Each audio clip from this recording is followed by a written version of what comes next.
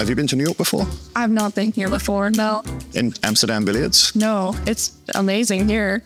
How nice is it to get the custom treatment and they, close down the room for you? Yeah, it's nice. It's like always been my dream to come here, like seeing all the posts everybody has, the celebrities that come here, like it's very high profile football kind of. So what do you think's changed in the landscape of pool recently that's made you feel that you could earn a good living? This episode is brought to you by Integrity Cues, BSN's trusted source of premium pool cues and accessories. Shop the entire inventory online now at integritycues.com.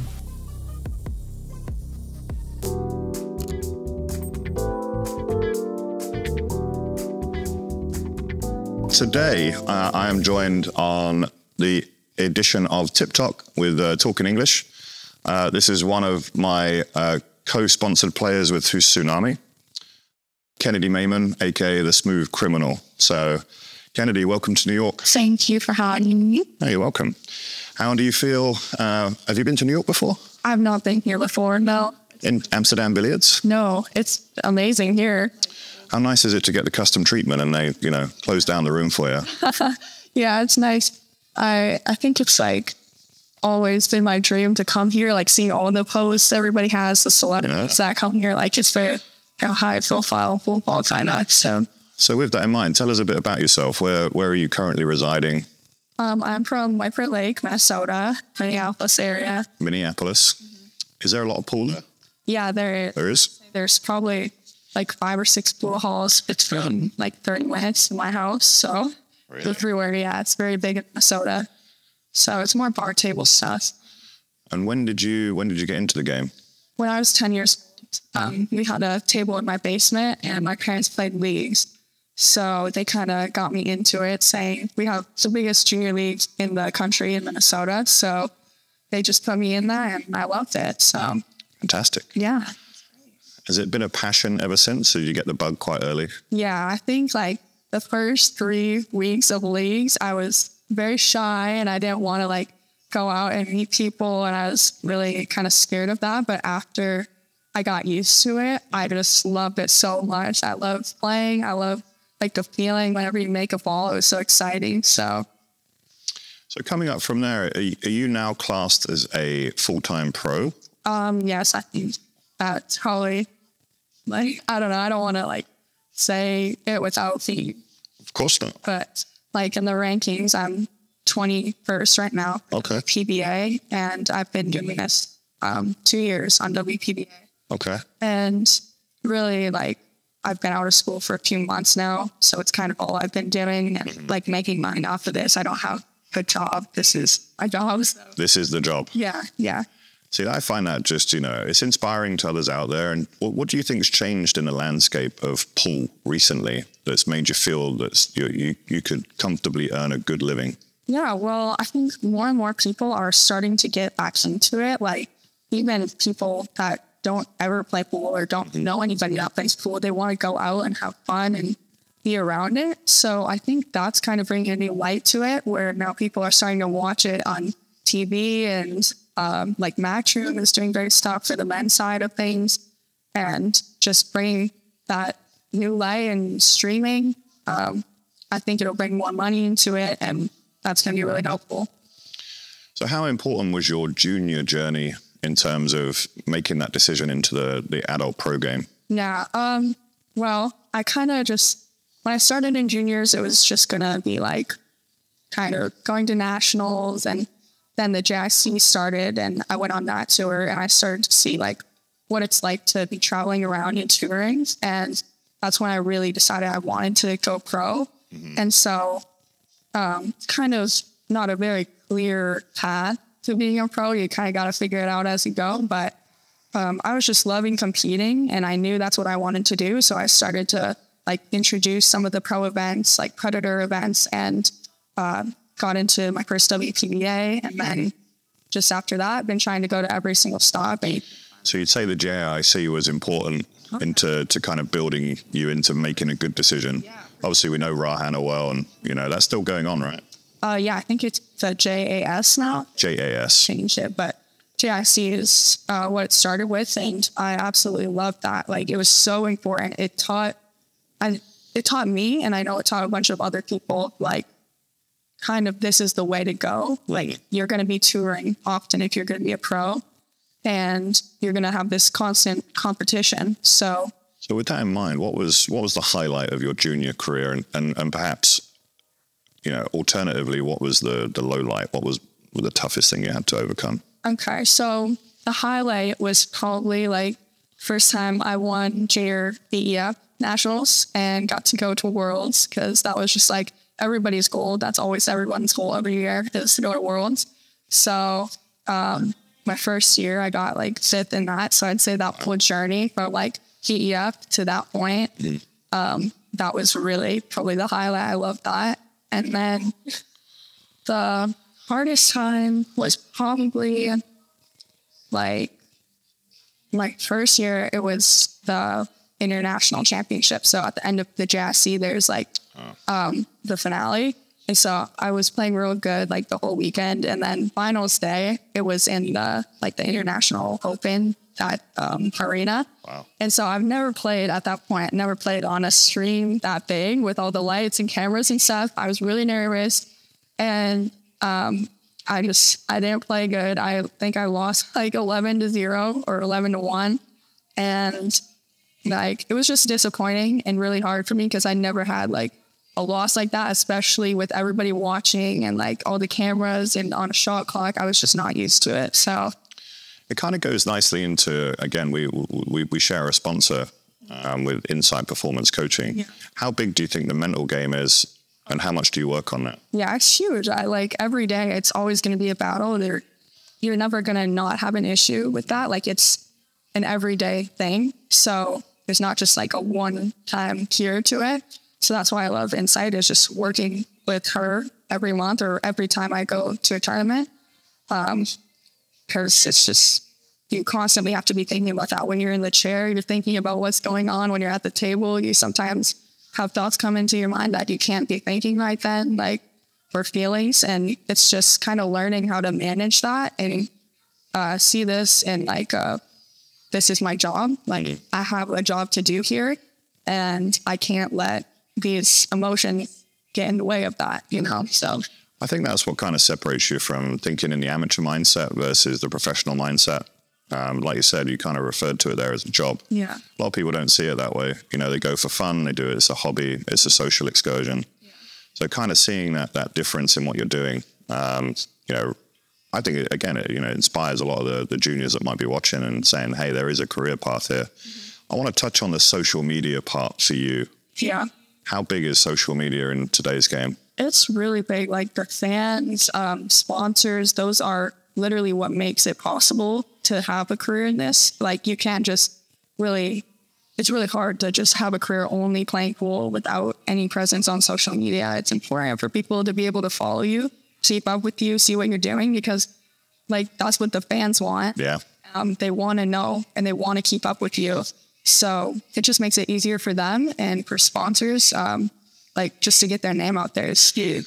I would say in particular, following some of the other juniors, your presence and your sponsor kind of backing, I think is different to the rest. What do you do differently to stand out? Yeah, I think just trying to find ways to be unique in that. And, lots of players have sponsors, but trying to find what they don't necessarily do that I can try to do more to help my sponsors, just like that little extra bit, like trying to pick a week where I can just post every day about one of them and give them a little bit more detail, so people that are following me can see what they actually do, instead of just, having it be a name on one of my posts, like really bringing it to everybody's attention, like the forefront of their mind. And that's something that I noticed. And again, I thought that was a really good piece you did, singling out, because how many, I think you have about 7 or 8 sponsors currently? I have like 12 right now. Wow. Yeah. So managing and juggling them and giving them the right amount of attention. And I think, like you said, going week to week and really, figuring out, because a lot of the time you just see a hashtag or, some people don't even do that, or an app. But I like the way that you kind of go into a bit more detail about those types of things. I hope that continues, and I hope other people that do have sponsors, do push their brands for them. As you know, Tsunami's been hugely successful, I think, from the social media push. So just touch on the junior side for you know, this is a personal experience, but you know, I had the opportunity as a youngster to maybe go down a professional route, but was given the advice to get an education first. So how important was that education piece to you before you made the decision, or was it already made up? It was definitely like kind of a struggle to choose what I'm going to do, because like obviously pool doesn't have the most money in it. You have to really think about like the pros and cons of it. Yeah. I think it is important for most people to like go to college and even just like finishing high school, make sure you get that and have that first before you even think about playing pool. And then like college, I'm not sure, maybe I'll go in the future, but like for now, I'm going to try this. Okay. But for others, I would probably recommend going to college. Just it's a little bit safer of a bet. So you feel you're taking a risk injecting it, but you can always go back. Yeah. Here's the thing, you know, there's some things that players do very well. You know, I'm a big fan of Fedor Gorst and the brand that he's built around himself. How did you get the nickname Smooth Criminal?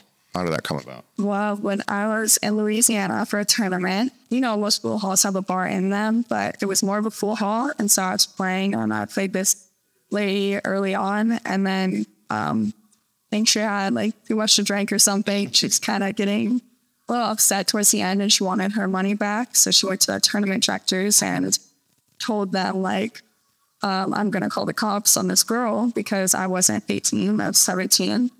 And she just was trying to get her money back from the tournament. So she called the cops and told them that there was like a 15-year-old drinking at the bar, which I wasn't 15. I wasn't drinking. I wasn't even in the bar ever. So I don't know how that happened, but she called them and then they like left and then she called them again. So they ended up getting called like 3 times. And somehow, I don't know, like somebody posted something on Facebook and then it got out. I was kind of thinking we weren't going to talk about it. Like we were just going to let it go. But I was in my match, like playing to get back into the hot seat. Okay. I had my AirPods in and all of a sudden my phone starts blowing up and it's like reading all the like messenger stuff like, oh, are you okay? What's going on? And I turned to April because she was with me and I was like, what happened? Like, what's going on? And she says, just don't worry about it. Just play your match. Don't worry about it right now. And then after the match, like I saw everything that was going on. Mm-hmm. It's crazy. So. Wow. And then that's how it was born. Yeah. So how are you mentioned April there. How important is it to have a good friend on tour like that? It's great for me. Like, especially since she's a little bit older, I kind of saw the path she went down. Like a lot of how I learned to get into the professional circuit through her, because she is from Minnesota and, you know, she was around for a while when I was younger. So just her being a role model for me and like that path that she took, I'm kind of trying to take a little bit of advice from her in that area. That's fantastic. I think it's really important to look up to something like that and have someone on your shoulder that's nice. You can kind of, you know, I saw that you recently did well over down at Rax, and I know that April was still in. Up until Saturday, I think, was it? Yeah. Which was that. So where are you going from here? Well, the next tournament will be Soaring Eagle in Michigan. So that's probably 3 weeks from now. But you're taking a road trip, I believe. Yeah, I am. So after this, we're going to, like, first we're going to go to Bristol, Tennessee, which Jenna Atwell's from. Oh, yes, yeah. So we'll stop there just for a night in between, and then we're going to end up in Florida. So, yeah, I'm excited. From personal experience, it's a good trip to take. Yeah. Yeah, you'll really enjoy it. And I think, you know, seeing more and more people up and down the East Coast, visit as many pool rooms as you can. Yeah. Yeah, it's such a good experience, I think. How do you plan to balance billiards and other aspects of your life? Well, like, I don't know, right now, just because it's my main focus and like my job, I'm not in school right now. Like I graduated, so it's kind of like the main thing. But then on the side of that, like I'll go hang out with my friends when I'm home. And when I'm out here, like if I have time off, I want to go see things and travel. So it's kind of like you got to give your mind a break a little bit because it's so intense whenever you're playing and whenever you're preparing for a tournament. It's really like, it's intense and your mindset is really focused on one thing and fixed on one thing and for a long period of time. So it's, to me, it's really important to like get out and go do things that don't require me to think that long about certain things and kind of just have fun, like relax my mind a little. So I think that's a really good piece of advice. You know, it's very difficult sometimes. You can be distracted by multiple things, but especially if you're a social person and you like to engage with other people around the room. Do you go into a moment of meditation before matches, or? It's like, I try to take some time alone just to process, like maybe what the bracket was, how I'm playing at the moment, how I'm feeling, just to like try to get myself back to the state of mind that I know works for me and like the feelings that I want to have when I'm playing. So I say like just time alone thinking is important for me. I understand. Well, time alone. And then how do you deal with sometimes, you know, you'll come across a match and it's just unwinnable. Yeah. How do you deal with that after the game? Afterwards, I just kind of take it like, how did I play? Like, how do I feel I played? You know, you can't do anything about how they play. If they play better than you, then what are you going to do? Right? Do you take notes or anything like that? Or like on my game, I definitely, like if I'm playing bad, I'll figure out what shot wasn't working for me and then I'll go practice that. But, you know, sometimes you play good and you still lose. Then at that point, I never get upset. Like, whether I play good or bad, I'm not upset, but especially if I play good, it's like, what more could I really do? And, you know, at a certain point, you aren't going to get like 10% better at a time. It's going to be like 0.5% better. And so just taking out like the little things, little mistakes that you made that could have got you like that extra game, or the extra 2 games, that's what I look at. So. Fantastic.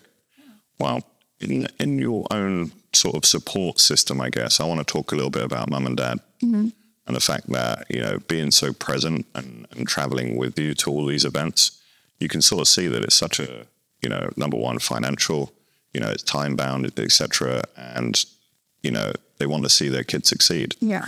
You know, how much do they play a part in the overall success? And what advice would you give to other parents that are going through it? Yeah, your parents are like your number one supporters most of the time. So like just having them in my corner matters a lot to me. When I'm playing a tournament, I want to see them there. I want to see them happy. And so like the other parents of like juniors or whatever, right? Just not showing, like learning how to not show emotion, because we have to learn how to sit there through a whole match and not have those emotions. So like as a parent, just trying to learn whatever happens, it's okay. Like they're okay with it. You don't have to feel bad for them. Like figure it out. It's just part of life. If they lose, you know, it's going to happen a lot. So you got to get used to it, and you got to be really good at just sitting there without like making any faces. You just like poker face, and that's when my parents are really good. I find out, you know, I've met Rob and Kelly. Hello, if you're watching. You've let your girl out now. She's on the road by herself. Well, with April, but yeah, you would say that, you know, they're proud of how far you've come in the game? For sure. They're really proud of it. And I think they're happy with like the choices I've made in this game. So, well, speaking of that, again, Ultimate Pool. I hear you've started up your own league. I'm really excited about that because obviously I'm more in the pro side of things now, but I do play leagues where I'm home and in the winter time and when I have time. So I think leagues is really a huge part of pool growing, and amateur pool especially is really important to help grow that. And we see a lot of stuff like Matchroom, Predator growing on the professional side, but not as much on the amateur side. And so I think Ultimate Pool, like coming over to America, is going to be really big for that. They're adding money. It's already established in the UK. They're just bringing it over here. And I think it'll help make pool thought of as more of a sport, because adding the shot clock element and making people think quicker, being able to like have that knowledge that they put into the game within 30 seconds, that's what will make it like a sport. Because, you know, if you need 5 minutes to like have a shot, like that's a little more relaxed, a little more like. I've seen it growing all over the US right now. Yeah. So do you think it's a challenge to BCA, TAP, APA? Yeah, I think it will definitely be a little competitive, but it's going to be good for the game. You know, the money they're adding to the national tournaments, and just like I said, the shot clock is huge. Lots of people don't want to play 3-hour matches, you know. Yeah. So it's nice that it'll be a little shorter. Can you tell us a little bit about the format in terms of, is it 30 minutes, right? Yeah, but it's a 30-minute match clock and then a 30-minute shot clock. So the rankings will be like based off of a Bardo conversion. Okay. So if you're the better player, you'll start at a negative number. So like if you're at a -2 and your opponent must raise to 4, right? So you'll have to make up those 2 games and then get to 4 before the match is over. So it kind of makes the better players have to like work a little bit hard. Wow, I wasn't aware of that. Yeah. And it's on a 7-foot table, right? It is, yeah. It's a ball on a bar table. Do you think it could evolve to 9 foot, or? I think it could. There's like potential there, but I'm not quite sure what their plans are and when the time frame of that would be. So for a long time, I believe that 7 foot was holding back the American games, and players that were able to progress into the pros. Mm-hmm. What's your views on 7 versus 9 and the Fargo rating? Yeah, I obviously play on 9-footers a little bit more, and I really love 9-ball. I love rotation on a 9-footer. I think it's important for everybody to play on a 9-footer, but I think bar table pool is just, that's American, like that's what everybody thinks. Legacy, right? Yeah, so you can't ever really take that away, and I think it's important, and it's what a lot of people like were introduced to. I know for me, I started when I was 10 playing 8-ball on bar tables. So I think there's always that place in my heart that like, it's always going to be there. It's never going to be like completely 9-footer, even if you get more people to play on them. Like bar tables will always be a part of the game. So I think it's fantastic, you know, as a young woman taking a step into a career and having a side, you know, almost like it's just not a side business. It's probably your main business, and pool could be right alongside that. So doing something you love and earning money from it as a league operator, I think that's a fantastic option. Yeah, I'm really excited for it. I'm really glad Ultimate Pool and Matchroom are driving it forward. So who's going to take care of it while you're away? Well, there's like, it's pretty much through an app, so I can. Oh, right. I can do this while I'm here or wherever I am. Really? So through the app, as long as I have like my phone or my computer with me, I'll just be able to log everything and check in with people, and people will always be able to call me. Like, so how many do you have signed up so far? Well, we don't really take signups until fall because it's going to start. Oh, I see. There's quite a bit of interest. We have it in, I think, like 4 of the pool halls already. So maybe working on more. Yeah. So successful on all counts. So taking obviously your junior career, you're now a league operator. What's your goals for the professional game? Do you have those? Yeah, like obviously the rankings. I just kind of take baby steps with where I want to be. Like before, when I was in the 80s in rankings, I wanted to be like top 64 and then top 32. And now it's like top like 24. And now it's going to be top 16 probably is my next goal. So, then after that, we'll reconsider what's going on. But so just baby steps, so nice bite-sized chunks that you feel are achievable. Yeah. And then, like, obviously, there's bigger goals or stuff like that, and tournament goals, like tournaments I want to get invited to, like world championships. That's always going to be in the back of my mind. Like every year, I'm going to try to go for that, but it's not always going to be possible. But I understand. Yeah. I mean, I think they're really good, attainable kind of, like you say, smart goals, as they say. You know, making sure that you don't get downtrodden. A lot of people say, hey, I want to be world champion. Yeah. Hey, I want to be world number 1 straight out of the bat. So breaking it down like that, I think is a really good kind of method. Yeah, for sure. And like another goal, I'd say I have, I think, 5 junior national titles right now. So I'm trying to get like, there's a few people in Minnesota that have like their Minnesota record for a state or national championship. Oh. And so I'm trying to like get ahead of that. So that's in the back of your mind too. Yeah. I have just enough years left in junior nationals to like get the 1 extra national title if I can win every year. So that's like that's my goal, kind of. It's been my goal for a while. I think you'll get there. When do you age out? Is it 21? 21 for VNEA. VNEA. I've seen you have a lot of success on the VNEA. Yeah, I love VNEA. Like, you know, professional pool is very intense. Like WPBA stuff and Predator, it's all very like super nice tables, super nice equipment, like the best of the best. But that also can make it very intense. And so just having that one tournament every year where it's just kind of relaxed and fun, like all the kids there are super fun to hang out with, and it's not as much like pressure. Yeah. So it makes you feel at home, right? You feel nice and calm. Yeah, and that's where I started playing big tournaments. BNEA was my first like national tournament, so I feel really comfortable. I know lots of people there. Would you say your favorite discipline is 8-ball or? No, well, no? I think like 9-ball is probably my favorite just because I play it the most right now. But I do really love 8-ball. I like how like the clusters, you got to break them out, and it's kind of a little bit more thinking. It's not like 9-ball where, you know, you have to shoot the 1 ball, you know, you have to shoot the 2 ball. It's kind of like, man, what ball am I going to shoot right now to get to the next ball? So what kind of work do you put in? I assume you have a table at home. I do, yeah. Do you have a particular regimen that you could share? Well, it kind of is different every day, depending how I'm feeling too or what's coming up. Like, I'd say everybody has a different amount of time that's going to work for them to practice. Some people need 8 hours a day to feel like they're in top shape. Some people need 2 hours a day to feel like they're in top shape. So it's kind of like trying every different time on the... About 1 hour a week. Oh, yeah.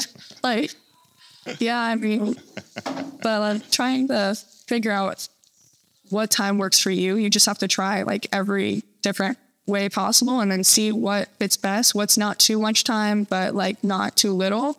And so I can't really recommend like how much time you should practice, but I think it's just finding drills online that are specific to what you're having issues with, and then working on it as much time as you feel like is possible without getting exhausted. So that's my advice for that. So you seek out drills from other professionals or just what you see online?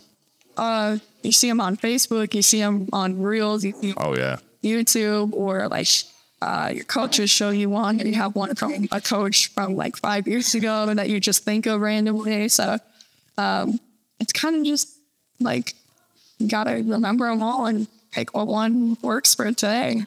Do you have a favorite player on the men's and the ladies side, or? Like, I think in men's pool, this isn't like a player that plays really anymore, but Justin Bergman was always my favorite player. Always will be. Like any match, when I first started, I would only watch him. Like that's it for probably the first year. Like every single night I'd watch one of his matches, and that's like my favorite player on the planet. So. That's a really good answer. Not what I was expecting at all. Yeah. But for me, he was probably one of the best performers on the American stage for a long time. Yeah. And I think, you know, personal things aside, and obviously, you know, reasons to travel and whatnot, those really got in the way of America having a great Mosconi team. Yeah. You know, definitely in my top 3, I would say. A great 8-ball player too. Yeah, yeah.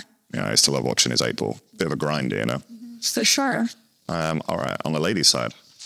There's a lot. Can't say April. No April. Okay, no, you're fine. But like, just there's so many around them all the time, so it's kind of hard to pick like one specific one.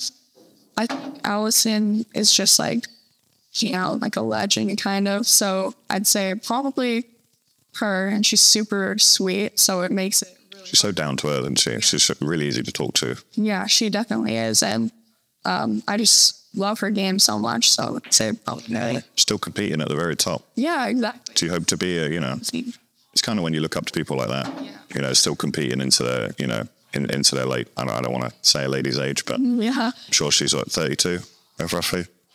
Many, many different titles there. Well, good luck on the trip. Thank you. I'm in security, so stay safe. Okay. Keep your head on swivel. Yeah, always. Always safety first. Yeah. All right. Pleasure to see you. Thank you. I hope to see you again soon. Thanks. Thank you so much, Kennedy. That was amazing. Yeah. One take wonder, right? Make sure to smash that like button and hit that bell so you don't miss the next episode where we sit down with Greg Hunt, the owner-operator of the legendary Amsterdam Billiards.